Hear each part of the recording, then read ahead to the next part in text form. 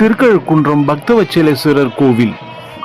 இக்கோவிலில் இறைவர் பக்தவச்சலேஸ்வரர், இறைவி திரிபுர சுந்தரி, தலமரம் வாழை.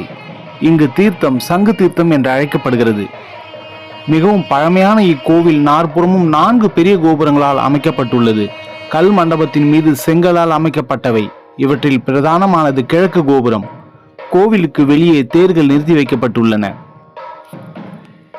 இக்கோவிலில் 4 கால் மண்டபம் நம்மை வரவேற்கிறது. ஒருபுறம் துவாரக விநாயகர், மறுபுறம் சுப்பிரமணியர். இருவரையும் வணங்கிய 5 நிலைகளை உடைய உள் கோபுரத்திற்குள் நாம் நுழைந்தால் இறைவனை தரிசிக்கலாம். இக்கோபுரம் வண்ண கோபுரமாக சிற்பங்களுடன் காட்சி தருகிறது. நுழையும் போது வாயிலில் இடப்பால் அனுகிரக நந்திகேஸ்வரர் தேவியுடன் காட்சி தருகின்றார்.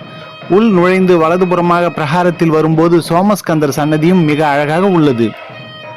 முழு வீடியோ நம்ம லேண்ட்மார்க் சேனல்ல இருக்கு. லிங்க் டிஸ்கிரிப்ஷன்ல கொடுத்திருக்கிறேன். கண்டிப்பா பாருங்கள். லைக், ஷேர், சப்ஸ்கிரைப் பண்ணுங்க.